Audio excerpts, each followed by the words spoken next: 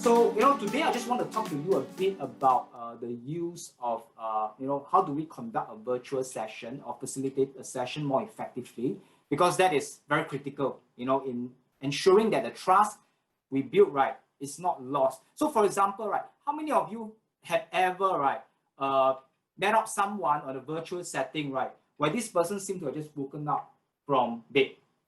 Has that ever happened to you before? Or you know what? Sometimes, right, you're talking to someone, right, and that is how your background looks like. Have you seen that before? Hi guys, how are you doing? Okay, so I know these are things like, wow, I thought this is quite simple, right? But sometimes, trust me, right, I work with many people and there are still those who will tend to make all these small mistakes like this. So the key is this, right? We want to ensure that our virtual presentation with our investor is a very smooth sailing one, and we want to minimize the disruptions that we may potentially cause. So just 3 things I want to highlight here. Okay, today I want to share with you what I call the laws of success. Okay, remember what? The law of success, LAW. Just remember LAW. Law of success in virtual presentation. Okay, number 1 thing, right, you might want to take note on the day where you're pitching to investors, right? Lighting. Okay, everyone says lighting. Now, lighting is very important. Why? Now, I want you to see the difference right now. Guys, watch. Is there a big difference between now and... Hello, guys. How are you doing, guys? Now, sometimes, right, yeah, you laugh, right? But this is what you do, I've seen a lot of people when they come for a training program, I can barely see their face. Now, what's going to do is this is going to lose, again, remember the crocodile brain. Now, you're going to lose credibility right in an instant. So, can anyone tell me, where should the light be facing? Anyone? Evan, what do you think, Evan? Where should the light be? Now, today I cannot actually give you evaluation because all of you are hiding behind the camera. Facing, yes, facing us. Thank you so much. Okay, facing us. So where's my light, by the way? It's right on top. But actually, it's even better that it's shining right at me. But it can be glaring, at times.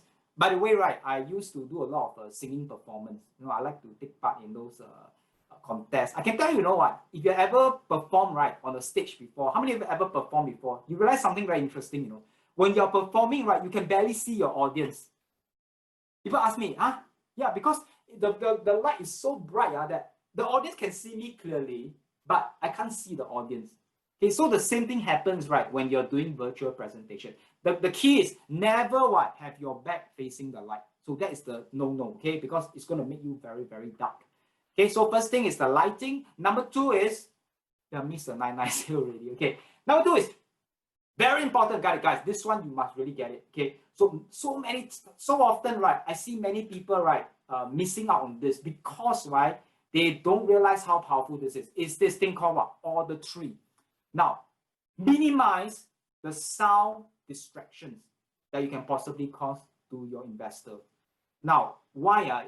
For example, just now, okay, now I know that because right now you're not in the situation where you're pitching or, but trust me, there are times where you may not be conscious of it, but let's say you have kids running around, on that day itself, you are in a very, background where there's a lot of background noise. Now, there are people out there who are very, what I call, very auditory inclined.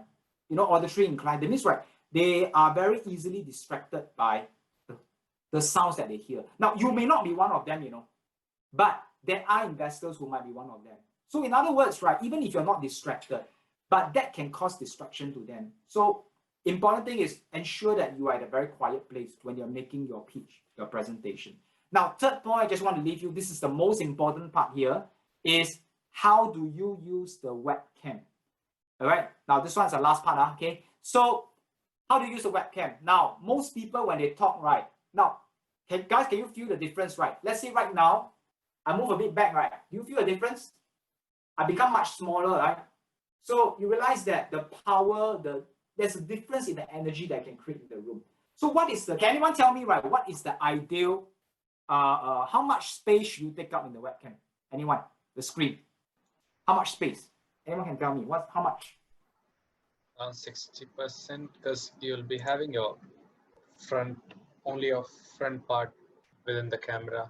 No need to go so far. You mean just a torso? Okay, so I cover 60% of the screen.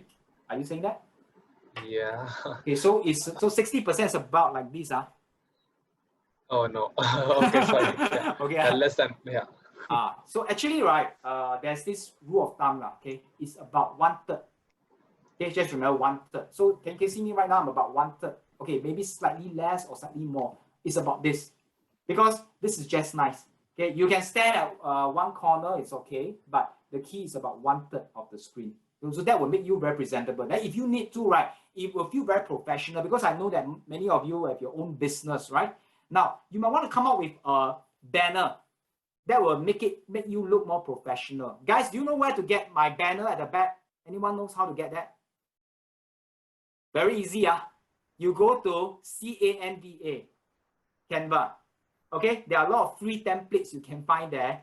You just simply go and change it, put your company's name, your logo. Now, that will really give people the very professional